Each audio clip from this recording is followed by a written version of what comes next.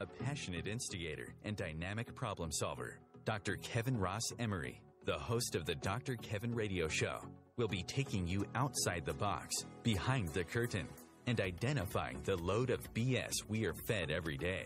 And now, Dr. Kevin. Hello, hello, hello, and welcome to another Dr. Kevin show here on OMTimes. As often as we most often do, or actually almost always, we have the first of the month, our partner in crime, Matt Connarton, from Matt Connarton Unleashed.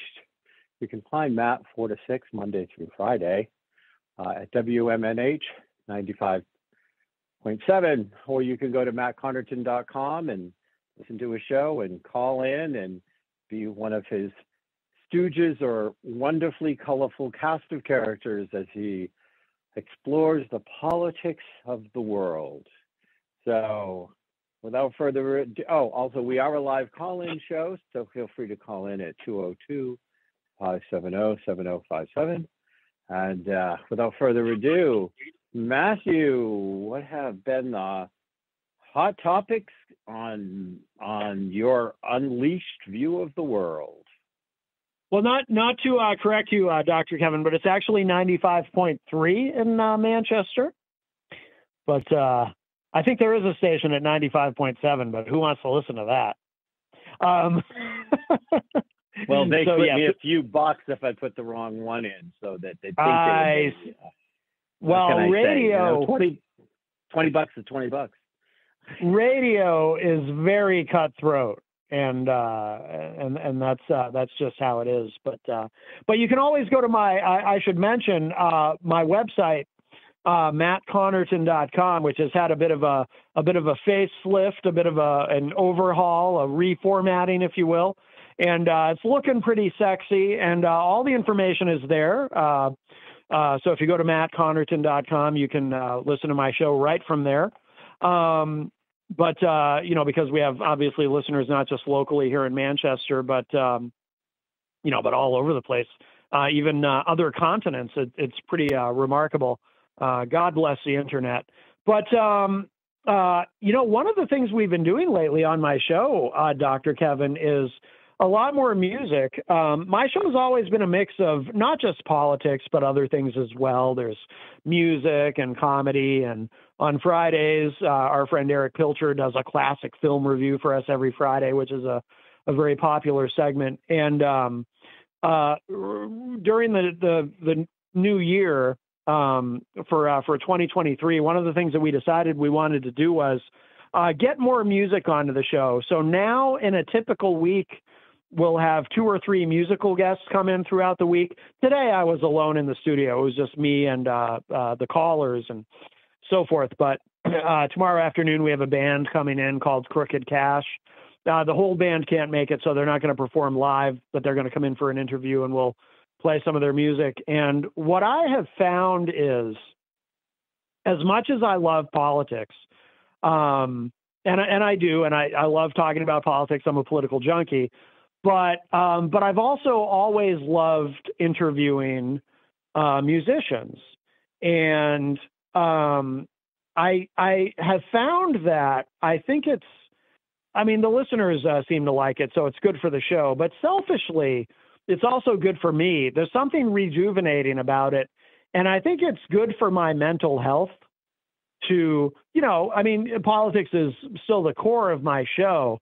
But to have musicians in on a regular basis and not just having it be like a couple times a month, but now it's a couple times a week. Like I said, 2 or 3 times a week, we'll do a segment. Usually it's in the second half of the show, from 5 to 6 p.m. We'll have musicians come in, and it's just been really rejuvenating for me. And I just think it makes me feel better. So we've been doing a lot of that. Jenny's been taking that over, booking the musicians, and she's doing a great job with it. So that's been a big thing, and kind of a change recently on the show. I tell people, the ingredients of the show remain the same, but we've kind of played with the mixture a little bit. You know what I mean?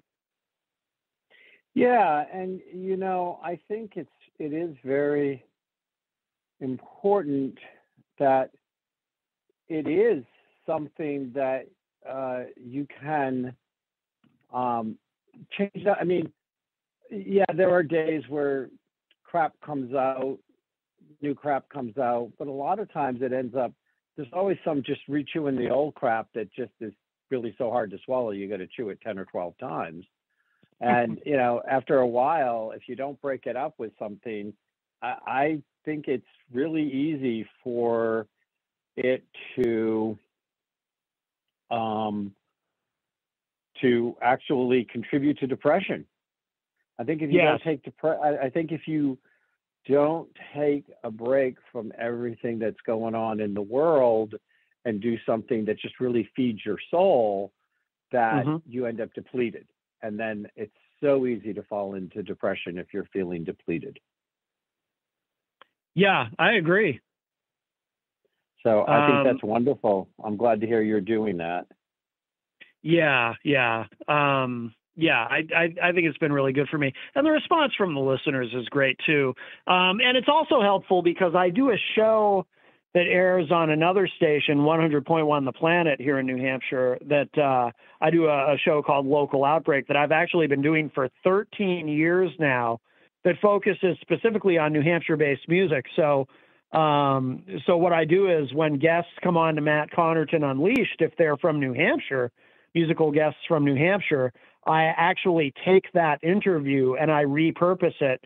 I edit out all the references to Unleashed and the station, and I repurpose it for the other show. So the guest ends up being on both shows, and and it makes it easier for me as well. So it's been really good. It's been really good. But today was just me in the studio and talked a lot about. Do you follow the Havana syndrome? That whole story? I'm not going to say that I follow it. I know what you're referring to, but let's assume that all my listeners might not. So can you give us a catch up and then add whatever mayo you want after that? Yeah, well, American intelligence has apparently concluded. Well, it's not a firm conclusion, but they have announced that they can't find any evidence that Havana syndrome is caused by an adversary of the United States, that it's a foreign enemy using some sort of energy microwave weapon. But for those who don't know, this story goes back to 2016 when American diplomats working in Cuba were reporting a variety of symptoms like terrible headaches and tinnitus and nausea and various other things, and they would report, suddenly hearing like a very intense piercing sound in their ears, and this was causing what they call organic brain injury.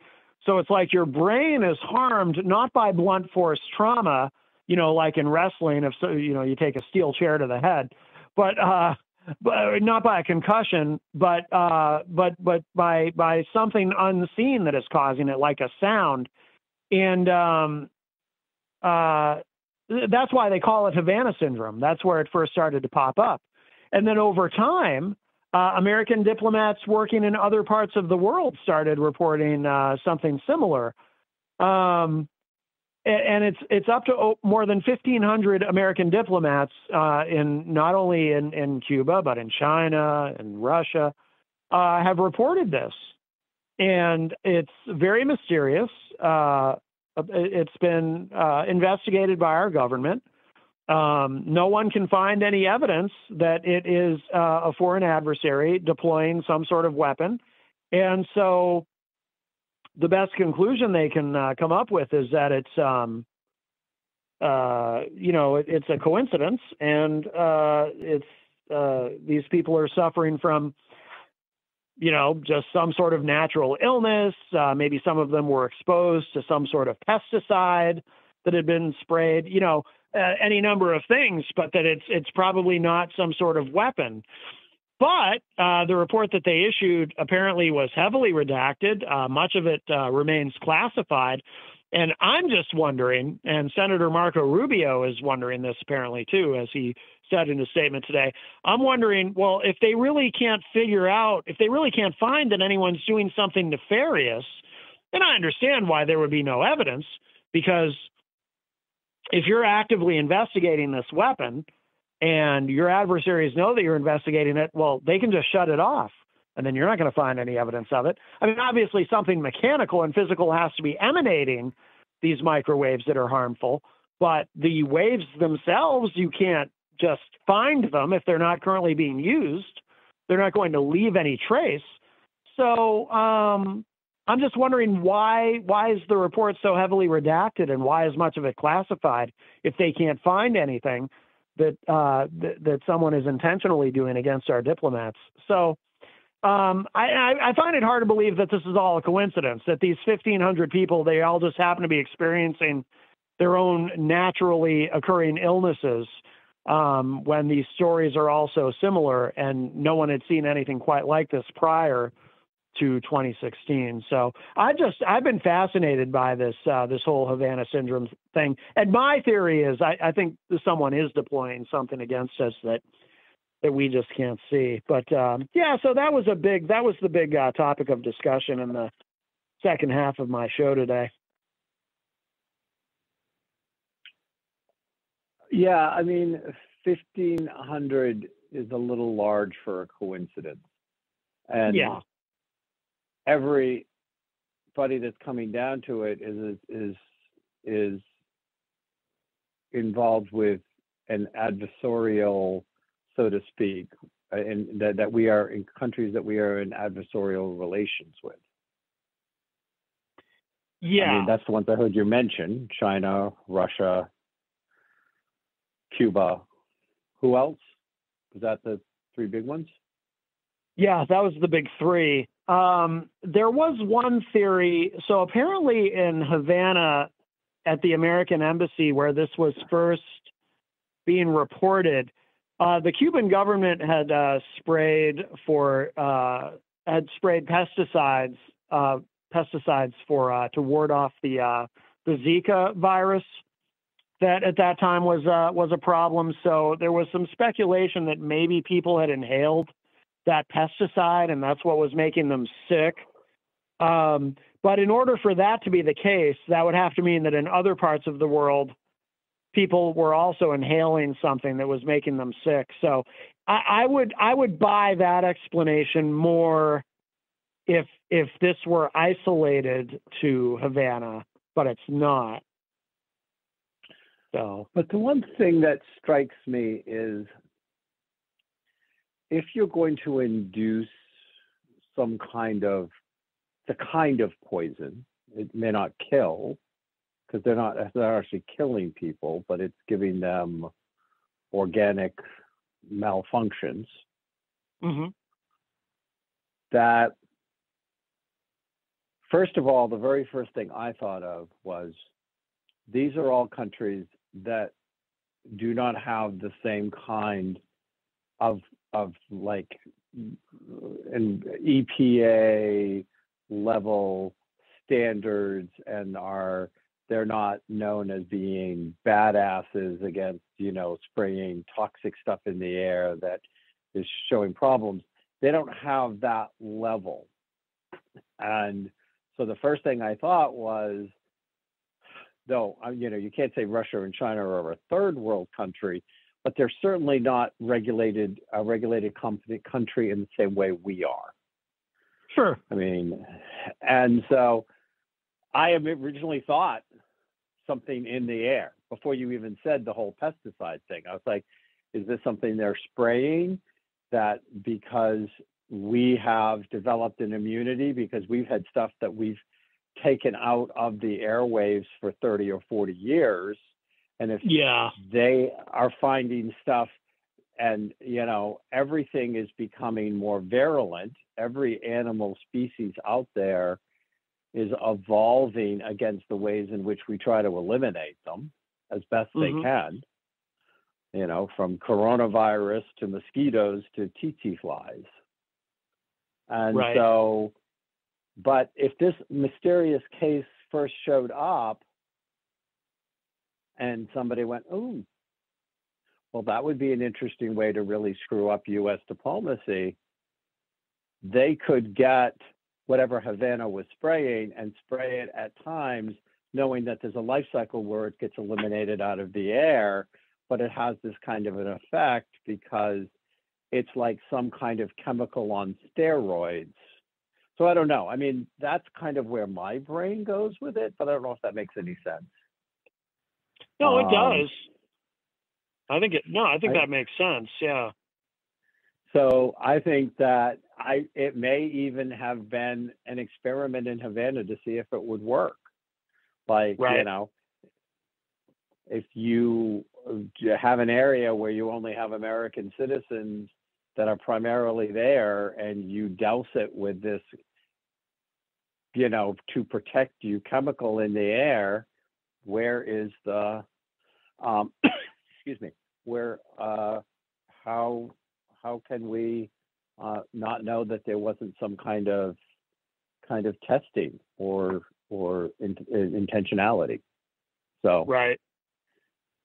I mean, I'd heard a little bit about it, but I have not had the time or frankly the energy to dig into it. So I'm glad you brought this little problem to me, Matt. I like solving these little problems for you. Yeah, well, I do try to. I do try to on my show, and this hasn't always necessarily been the case, but again, with in the new year, I've been trying to really focus on a lot of issues that aren't necessarily being paid a ton of attention by the mainstream media, so that I'm not just parroting what's already being talked about, because it's easy to fall into that trap. And I always feel like I need to be doing something that's different from what everyone else is doing, because if I'm doing what everyone else is doing, then what I'm doing really has no purpose. You know what I mean? Yeah, absolutely. I think that, I always remember this. My parents would have a fit if I wanted to watch like reruns, like I'd see the first issue of the Batman show, part 1 and part 2, and then if and then when summer repeats came and I wanted to watch the Batman show, they'd be like, "Oh, you already saw that. Why are you wasting your time, watching repeats?" And yet I always noticed they would watch and on weekends it was all 3, so it would be the morning, the noon, the 6 o'clock, all 4, and the 11 o'clock news. We're like, how much friggin' change is there between the morning news, the afternoon news, the evening news, and the late night news? Like, how many things really could happen in the world that would make that not mostly repeated information? Right. I would point that out to them and they would say it was different, but they could never tell me how. Right. Yes. What's funny, though, is today we live in a world where actually, there's a lot of things that can be different. Everything goes so fast now, Well, unfortunately, everything may go fast, but you also have more misinformation than ever, because they have to fill in so many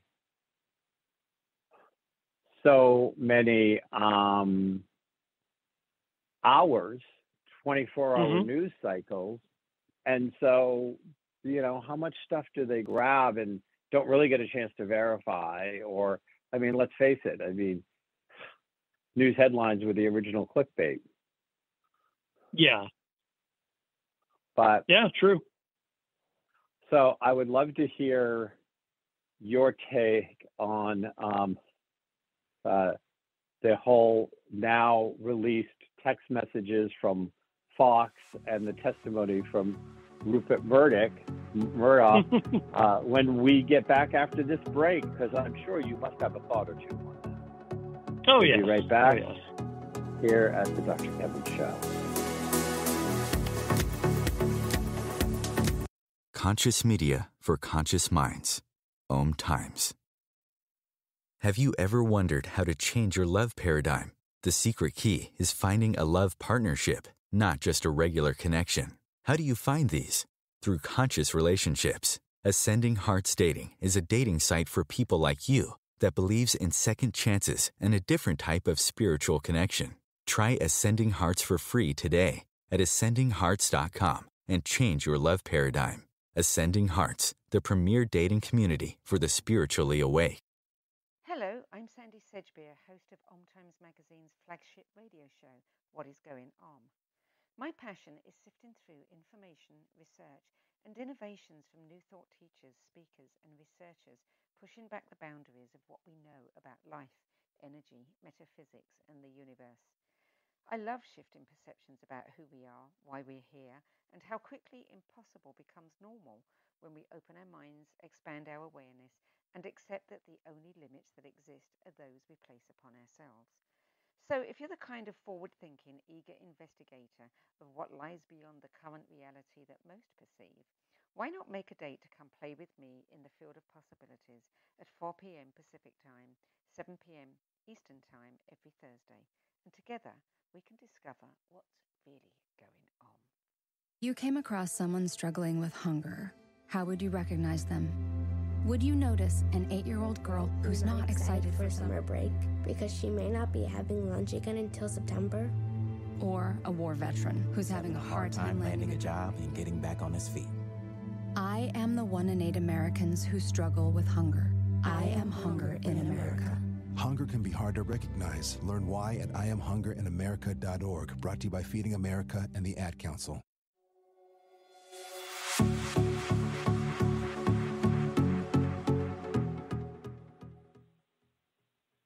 Hello, hello, hello, and welcome back to the Dr. Kevin Show here on OMTimes.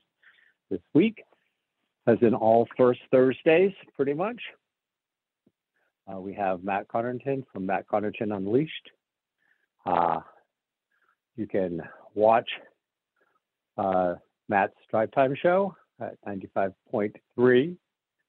I guess I have to give the $20 back now. 95.3 WMNH if you're in the Manchester, New Hampshire area, or you can go to the new sexy mattconnarton.com where you can listen to the radio show, you can interact with Matt from 4 to 6 Monday through Friday, where you can hear the discussion of politics interlaced with local bands and music and, you know, whatever wild hair went across Matt that day, basically. Can all happen in the Matt Connarton Unleashed show. Right, Matt? That's right. We all know about you and the wild hair. A few of them are stuck to your head. I do need a haircut. I'm looking pretty shaggy. So, yep, it's definitely, I completely reformatted because I brought it up on break so I could look at it. So, you know, if you want to see Matt in his favorite position, which is behind the microphone, again, go to Matt Connarton. And that is Connarton is CONNARTON, mattconnarton.com. You can also go to IPMNation.com as well, or just tune right into the radio station itself. So, Matt, what do you think about all of these private texts that have been exposed, the Dominion lawsuit, and old Rupert having to cough up some truth under oath? Well, none of it's a surprise to me, to be honest. I mean, I'm glad that it's coming out, but you know, obviously, if you're a Trumper, and Trump is your God emperor, then you probably just convince yourself that Rupert Murdoch's brain is being somehow controlled by George Soros, and that's why he's saying all these things. But so it's not actually a big surprise. I mean, obviously, people like Tucker Carlson and Sean Hannity, I mean, they're not idiots. They know that the election was not stolen. They know that Trump lost. But, but they got to push the narrative. It's it's a business. It's not a news organization. And by the way, I mean, you see this. It's not unique to Fox. I mean, MSNBC obviously skews heavily left, and CNN, I think at one time tried to be objective, but over the course of the Trump administration, they became very much like MSNBC. So, it's difficult to get truly just straight news. But Fox has always been, from the very beginning, just a propaganda machine for conservatives, going all the way back to when Rupert Murdoch became an American citizen and started Fox News. So none of it's really shocking. It's good that it's documented, and I hope that Dominion is successful in their lawsuit. I think they will be, certainly. And Rupert Murdoch, I mean, he's in his 90s. He probably doesn't even care that much at this point. But what happens ultimately, he's got more money than probably his family could ever spend in their lifetimes. So none of it's a shock, but it is good to see that it's coming out. I'm not surprised by any of it. Do you think it will have any effect on behavior, or they're going to pay the $1.6 billion and go, oh well, and just keep going? Probably the latter. Yeah, I think they'll pay the $1.6 billion and just keep going. Yeah, I don't think it'll make any difference at all. I really don't. I mean, looking at the big picture, why should it? Why should they change anything? They'll pay the $1.6 billion because ultimately they can afford to. So it's, not that $1.6 billion is a small amount of money by any stretch, but they can pony that up. I don't know how much money News Corp has, but I'm sure they can afford that $1.6 billion. Yeah. Well, I'm waiting I can't imagine that they want this to go to trial. So I'm waiting to see if there's going to be some kind of settlement, some kind of counteroffer. Or do you think they'll actually keep the dog and pony show all the way into the courtroom? No, I think there will be a settlement. I think you're right. I think there has to be. Otherwise they stand to lose a lot more, and they will lose in court if it does go to court. I don't see how they after what he said during that deposition. I don't see how they avoid losing in court. I think it would be very damaging. What's already happened is mildly damaging because, like I said, most. I think probably your average Fox viewer only watches Fox as far as news.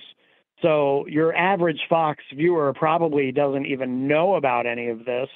And if they do know any of this, like I said, they probably find some way to justify or rationalize it in their own minds, or they're used to believing what Trump tells them, and they look at something like this and they say, oh, this is just, this is all slanted against Murdoch and Fox because Fox is the one network that tells the truth, and or whatever it is, whatever they have to tell themselves, whatever their coping mechanism is.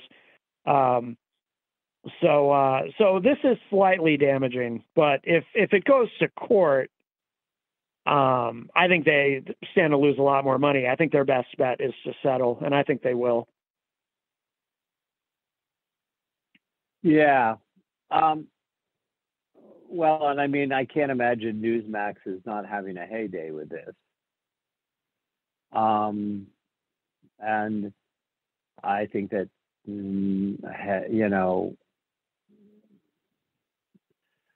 that you have that crossover between Fox and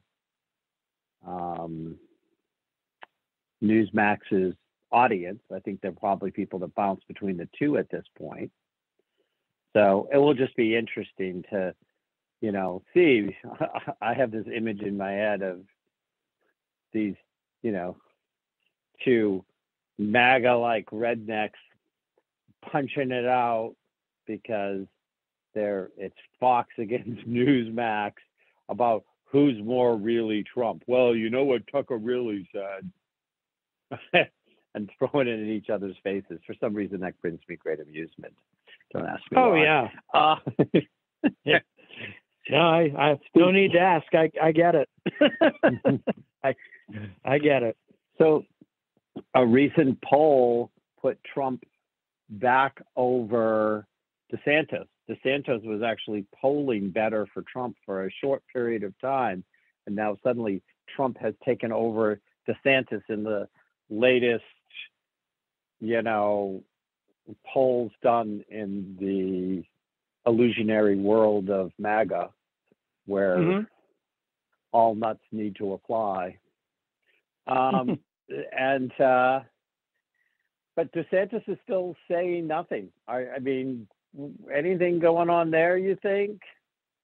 Do you think he's hoping for a vice president pick, or do you think he's just saying, I'm young enough, I'm just going to keep my head down till this madness passes? No, I think he's I think he's running. I think the last thing I saw was they're probably waiting until June to announce. I think he's running. I think he's just not saying anything because there's no reason to. Until he actually announces, there's no reason to engage. Why engage? He might as well continue to remain above the fray. Once he's actually in it, he'll have to start responding. But until he announces, he's not in it. So there's just no reason to. I think he's playing it smart. I think he's smart not to react or respond. Just brush it off, ignore it until he's actually in the race. There's no reason to. Now, I didn't get a chance to investigate this headline. It showed up on one of my things during the day. But there's some bill that they're trying to pass in Florida that would actually delegitimize the Democratic Party. Have you heard of this? I haven't seen that, but if that were to happen anywhere, it would be Florida, wouldn't it? But no, I'm not aware of that. Yeah, there's some bill that would leave the 74 million Democratic voters without a party. And I didn't get a chance to read what they're trying to do. And I'm kind of sort of waiting to see how many of these laws that are getting, right now Florida is very quickly becoming, as far as I'm concerned, a very wealthy third world country run by a dictator. I did find the article here, NBCnews.com. Yeah, this is from yesterday, I think. Florida Republican pitches bill to eliminate the Florida Democratic Party. The Ultimate Cancel Act, it's called, would cancel the filings of any party that previously advocated for slavery, which the Democratic Party did more than 150 years ago. So there you go. It's called the Ultimate Cancel Act. Wow. Breaking legislative ground in Florida.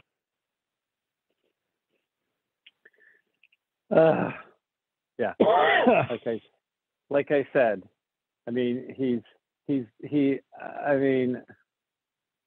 I don't know whether he could actually grow facial hair or not, but I mean, he might as well just go down and call himself Fidel the way he's running Florida these days. Well, to be fair though, it doesn't look like DeSantis is connected to this bill in any way. No, but do you think he was hit with it completely unaware and nobody in the Republican Party told him they were going to try it? Who knows? I guess so. I mean, possible. The amount of, it's sad, but the amount of these people that are coming up and giving us, if it wasn't for the fact they had power, it would be funny, these shit shows of just ludicrous concepts that,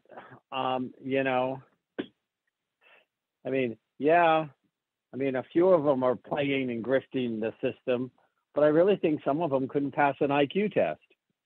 Oh, I have to wonder. I mean, like, look at MTG. Does anybody really think that woman, I mean, she might be street smart, but she's not a really intelligent woman. No, clearly not. Now, I loved her campaign manager's response when they fact-checked the fact that she blamed the death of those two kids on Biden. Oh, yeah. That happened in the Trump administration. Yeah. And called it Chinese fentanyl. Yeah, and wasn't the response something profane? Yeah. Her not campaign manager, but her rep or whoever it is, basically went and asked the office, and they said, "Do you think they give an F about your bullshit fact checking?" Right. Basically. Very. It is very on brand. Yes. And then they asked her if she was going to I love this. I also gave Green congressional spokesman Nick Dyer an opportunity to comment regarding her multiple false claims yesterday about the 2020 election, such as the lies that Trump won Georgia and there were thousands of dead voters there. His response was F off. Yeah. Yeah. I mean, like, I know, I'm one of those, like, elitist who thinks that maybe you should speak in full sentences. Did you see the clip of AOC tearing apart the fact that the Republicans, one of the very early bills they put together was written so poorly that it would actually be unenforceable? I didn't see that. Incorrect. I didn't see that yet. No. Yeah. We will be right back. The Real Conscious Connection. OMTimes Radio. IOM FM. The number one reason girls drop out of school in sub-Saharan Africa is lack of access to feminine hygiene products. The Pads for Schoolgirls Project, an outreach of Humanity Healing International, is changing this paradigm by setting up sewing programs at schools, teaching girls a vocational skill while producing the reusable pads that help keep them attending classes. The girls pay it forward by making and giving pad kits to other girls in need. To learn more, visit humanityhealing.org. Humanity Healing is where your heart is. Vox Novus, the new voice. Vox Novus, the new dimension. Vox Novus, thought and movement leaders who will share from their experience and offer tools to help us navigate our rapidly changing world.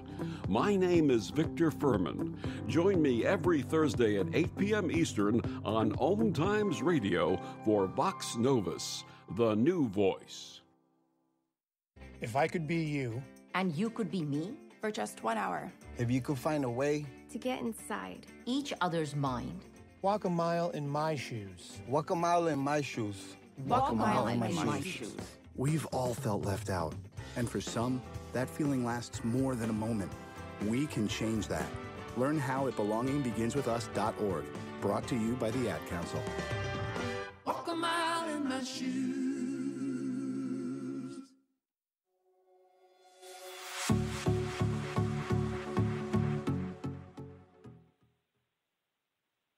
Hello, and welcome back to the last segment of the Dr. Kevin Show here on OMTimes. And as always, on the first Thursday of the month, we have Matt Connarton from Matt Connarton Unleashed, 95.3 WMNH. If you want to tune in and you're in the local Manchester area, well, you can go to mattconnarton.com. Check out his new sexy website. Listen to his radio show. Yes, you stud you. His drive time show, 4 to 6, Monday through Friday.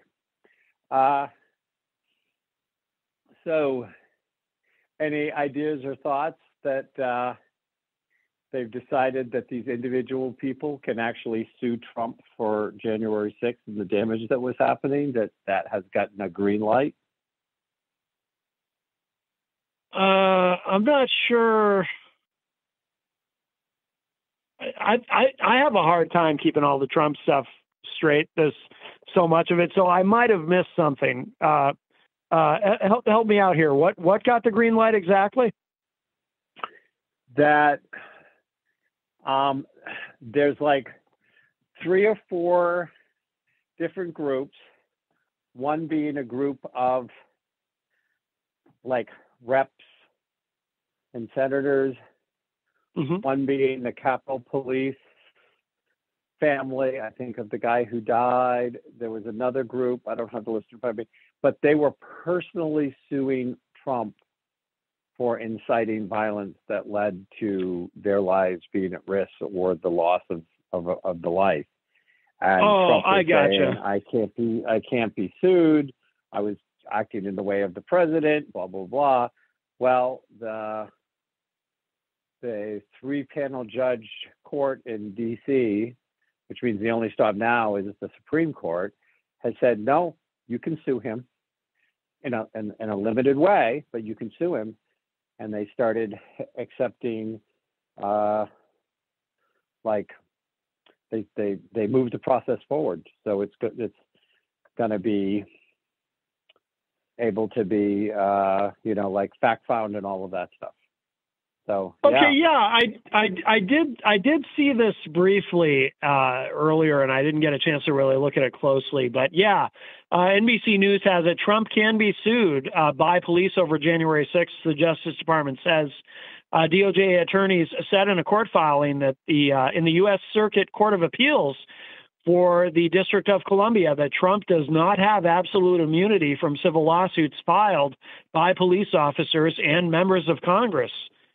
Oh, good.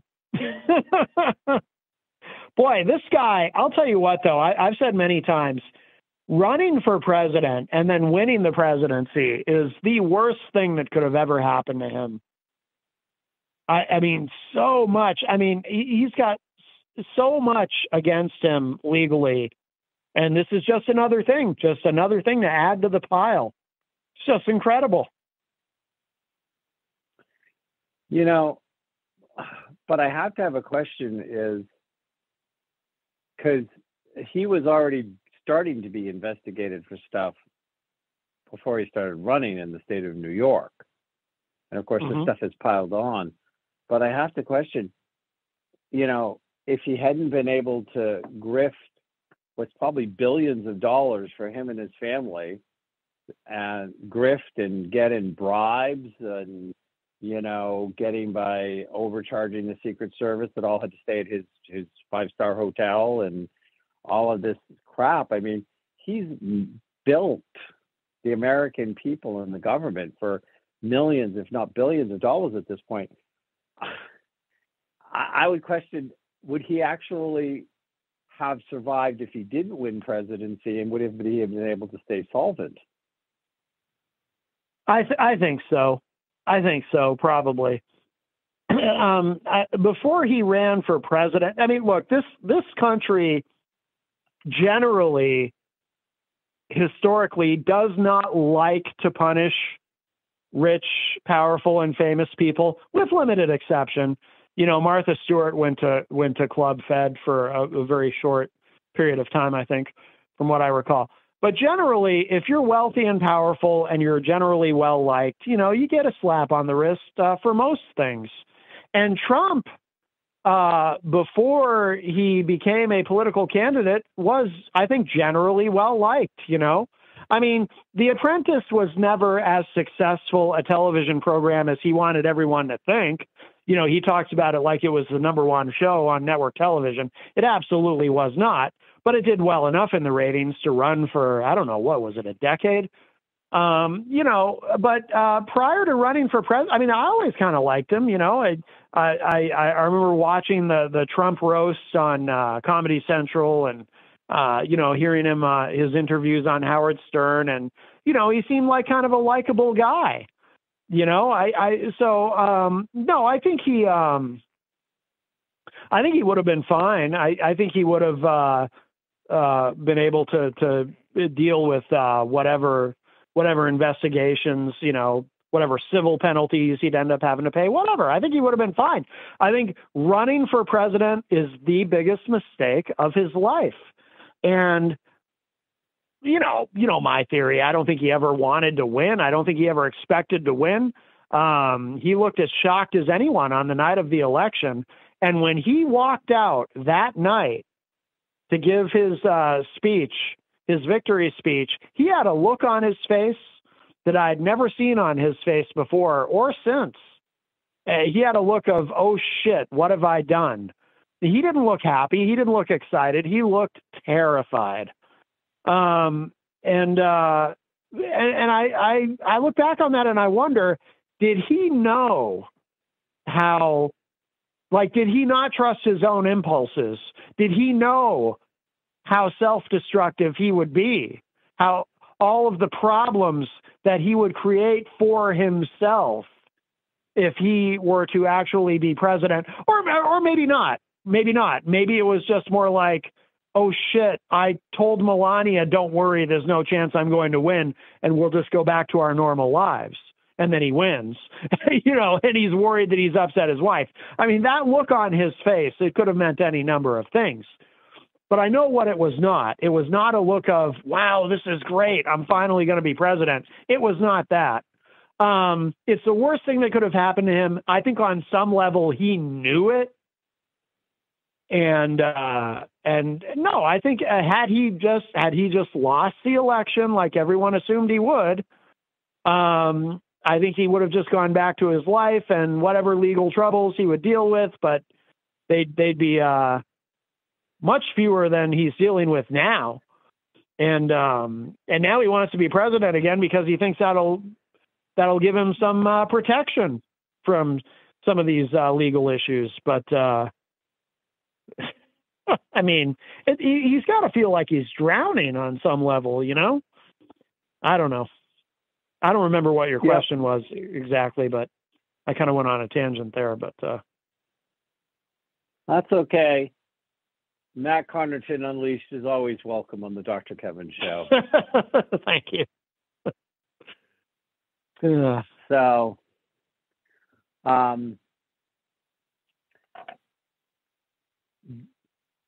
even if he gets elected, some of this is not going to go away. Right. And, some of it is likely to come to boil before he can actually win the nomination. I mean, we got Georgia that's imminent in putting out stuff. We've got New York that's chasing his tail. I mean, and even if he gets elected president, he doesn't have the ability to pardon himself from state crimes. True. So I think he's just running as fast as he can, hoping he doesn't get caught. Yeah. I mean, the sick thing is some of this actually helps him with his base because he very successfuli dupes his base into believing that, well, we're all in this together. And when they come after me, they're coming after you too. And, we're all in this together. And his base eats that up, that inclusivity that he presents. And so that's why, for example, after the raid on Mar-a-Lago over those top secret documents, how did we learn about that? From Trump. They tried to keep it, the FBI tried to keep it low key. Trump publicized. He went on social media and said, "Oh, look, they're raiding Mar-a-Lago. Look what they're doing to me." And he did that because he knows, in some ways, he's a smart guy. He understands his marketing and branding, and he knew that he would raise money from doing that. So he publicized it, and sure enough, he raised a ton of donations from doing that. The base, they they actually love seeing him be attacked, because to them it's like it's a reason to fight. He's their God Emperor, and they're going to fight for their God Emperor. So with his base, a lot of this actually helps him. It's so bizarre. I can't think of another case like this in American history.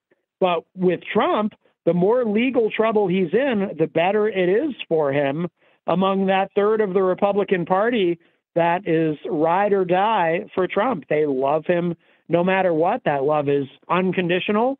They will support him no matter what, and they can't wait to open their wallets to help their hero, if that's what it takes. So we're going to move away from the Antichrist. I'm sorry, Trump. And did you catch the last couple of digs that Biden did towards MTG? I caught one of them, yeah. Which one did you catch? I don't remember exactly what he said, but I remember he punctuated it by saying, "Isn't she amazing?" But I don't remember, and that got a laugh. But I don't remember what exactly it was that he was commenting on. It slips my mind now. But I remember But then he said, "Isn't she amazing?" Or "She's amazing, isn't she?" Or something like that. And it got a good laugh from the audience.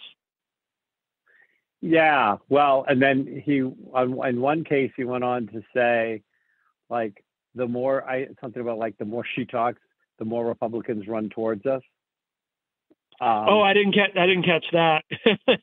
Yeah, and then there was a point when he brought when somebody asked him about her, and he just did the sign of the cross. Oh, okay, I missed that. And that was hysterically received because it was because with Catholics, it can be considered a blessing or a protection from a demon. Right. That's true. I was like, he's actually not doing all that bad right now. Yeah. And he just all he's been doing is walking around and saying, "Yeah, here's the good stuff we did," and then can you believe? And of course, the whole national divorce thing is like. Yeah. First of all, if anybody did the numbers and the quote unquote red states formed their own country, they'd be a third world country because the blue states support their economies. Right. Because, they actually are traditionally the poorest states. And I mean, with, the exception of, they'd have Florida and Texas. And everything else would drag them down. Yeah. But true. So I'm going to get in. Anything else you want to share? Because I know we're almost out of time. Oh, wow. Yeah. Boy, I don't know. Tune into my show, Matt Connarton Unleashed. I'm live weekdays from 4 to 6 p.m. in glorious downtown Manchester, New Hampshire. You can also, if you are in Manchester, you can also watch on cable on Comcast 97. But otherwise, go to my website, mattconnerton.com. The show is syndicated to a number of different stations, and you can find the full list there. Or you can access the show directly through the website, the audio stream. But also, a lot of people join us on Facebook every day, and they chat in the Facebook live chat during the show. We get a lot of interaction that way. So you can do that as well. And we take calls, and we have a good time. I like to think that I present something unique that you won't hear on any other FM radio station as far as political talk. And like I was saying earlier too, we do mix in a lot of music.